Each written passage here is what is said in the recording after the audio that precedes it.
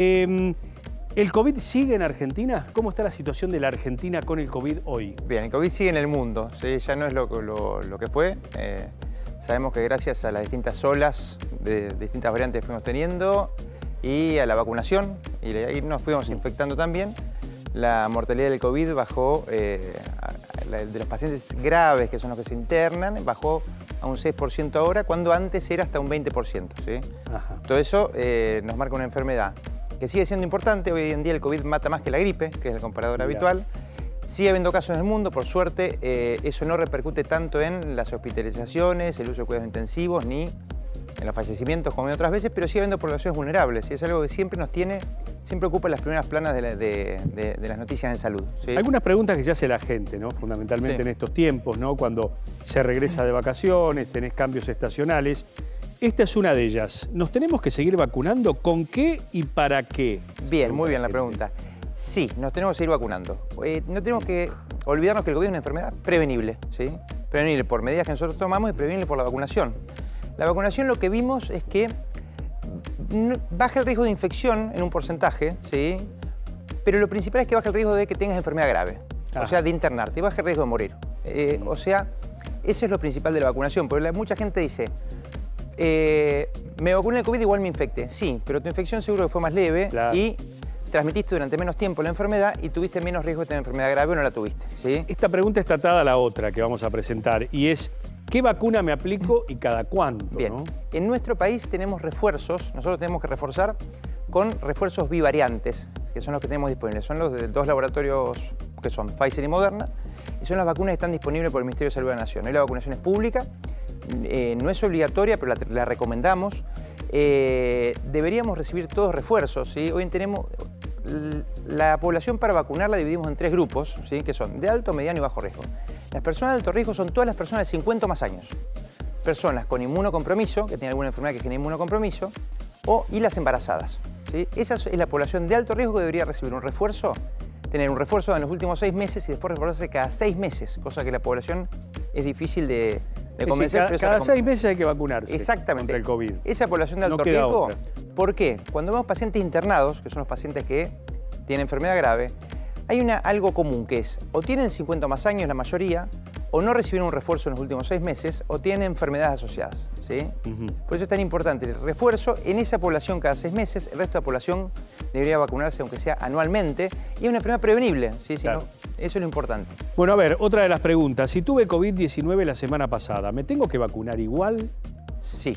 Te tenés que vacunar. Claro. Superado el aislamiento, inicialmente nosotros decíamos, el que tuvo COVID espere 3 veces para vacunarse, pues está cubierto por la infección, pues no teníamos vacunas disponibles. Ahora tenemos vacunas disponibles, ¿sí? Claro. Entonces, cuando uno supera el aislamiento, la recomendación es vacunarse, ¿sí?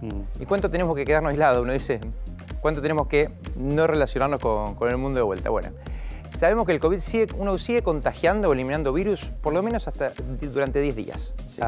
Por supuesto que a medida que la enfermedad fue siendo más leve, más gente vacunada, se fue flexibilizando esto y recomendamos por lo menos que la gente que tiene síntomas de COVID se quede en su casa mientras tenga síntomas y al menos 24 o 48 horas después de terminar la fiebre, idealmente 5 días, y los siguientes 5 días, después de los primeros 5, tratar de mantener medidas de prevención, que es lavado de manos, uso de barbijo cuando estamos con gente, no estar en lugares públicos sin protección, sí con protección, y eso como medidas principales para prevenir la diseminación, ¿sí? Claro. Y tratar de evitar visitar vulnerables, que son la gente más algunos dicen, voy, me vacuno y tengo síntomas. Otros se preguntan, si me vacuno, ¿me puedo contagiar? A ver, vamos a diferenciar ahí. La vacuna no produce COVID. Una persona que se vacuna sí puede tener síntomas relacionados a la vacunación, como toda vacuna, pues claro, son medicamentos que pueden ser fiebre, malestar general, cansancio, dolor de cabeza, dolor articular. Todos esos síntomas mejoran con el uso de antitérmicos antitérmicos / analgésicos, y con eso estamos bien, es 24 o 48 horas, después mejoramos. No le pasa a todos, pero al que le pasa va a hacer esto y no es COVID. Porque mucha gente asocia lo mismo con la vacunación antigripal. Claro. Dice, me vacuné la gripe y me agarré gripe. No, te agarraste dolor de cabeza, fiebre, malestar general, no tuviste síntomas respiratorios y mejor en 24 o 28 horas. La gripe no es esa la evolución. Claro, la verdad que hay mucho mito alrededor del tema de la vacunación, ¿no? Sí, ¿viste? Y hay mucha sugestión también. Claro, eso hace que hoy 10 millones de personas, más de 10 millones de personas que te deberían haber recibido un refuerzo no lo hayan recibido. Esta pregunta que viene ahora también es clave. ¿Cuáles son los síntomas que nos dan indicios de enfermedad y cómo los diferencio de una gripe? Porque viste que están los cambios de temperaturas, los problemas respiratorios, los asmáticos. Básicamente, cuando empezamos con el COVID, nosotros hablábamos un síndrome gripal. Todo síndrome gripal, como el virus que circulaba era el COVID, teníamos que tomarlo como COVID.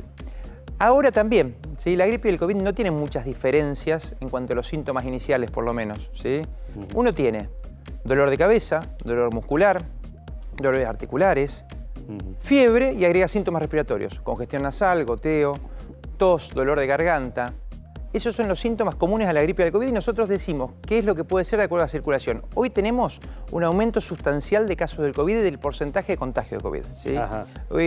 Con muchos subdiagnósticos. Hoy la gente tiene síntomas, mucha gente nos hisopa y hoy todo síntoma compatible con un resfrío podría ser COVID, ¿sí? Porque es el virus que está circulando. Todo síntoma con resfrío hoy podría ser COVID. Podría ser compatible, exactamente. ¿Y qué hacemos? ¿Nos vamos a hisopar? ¿Qué medidas tomamos? ¿Qué medidas de prevención tomamos? ¿Hay que aislarse? Bueno, desde el año pasado la recomendación es que toda persona que tiene síntomas respiratorios, primero, que use barbijo, que se lave las manos, que deberíamos hacerlo todos en realidad, que tose en el pliegue del codo, que evite reuniones mientras esté con síntomas, al menos 24 a 48 horas después del inicio de resolución de la fiebre, si tenemos fiebre. Toda persona con fiebre y síntomas respiratorios debería quedarse en la casa. ¿Qué pasa? La recomendación de hisopar, o sea, de testear en el sistema público, en el sistema privado, es a partir de los 50 años, que es la población de riesgo. Esa gente tiene 4 veces más riesgo de internarse que la gente que tiene menos de 50. ¿Sí? Y lo mismo pasa con las de tener complicaciones. Siempre hablamos de la internación como parámetro de tuvo una enfermedad grave. Si no te necesitas internarte, necesitas consultar a una guardia, la enfermedad no es grave en general. ¿Sí? Esa es la importancia. Por supuesto que también tenemos todo lo que son test rápidos de antígeno, que son de venta libre en la farmacia y también tenemos acceso, ¿sí?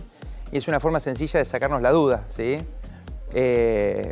Pero bueno, esa sería la población que tiene recomendación de hisoparse. Después el que quiera también tiene acceso a un test. ¿Sí? Por último, doctor Heredia, en el último tiempo hemos visto aumentos de casos de dengue, ¿no? Fundamentalmente.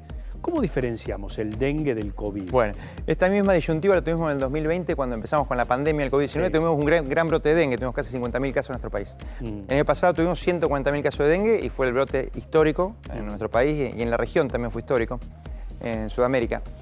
Bueno, a ver, la gran diferencia entre el dengue y el COVID, siempre hablamos de un síndrome gripal, que parece un síndrome gripal, o sea, dolor de cabeza, dolores musculares, dolores articulares y fiebre, ¿sí? Pero si tenemos síntomas respiratorios, hablamos de que podría ser COVID, gripe u otro virus, ¿sí? De acuerdo a la circulación, hoy podría ser un caso de COVID. Si no tenemos síntomas respiratorios, nos metemos en el algoritmo de síndrome febril agudo inespecífico, en el cual una de las posibilidades es el dengue, y hoy lo que está circulando es dengue, entre otras cosas, ¿sí? Por eso es la importancia de estar atentos a los síntomas.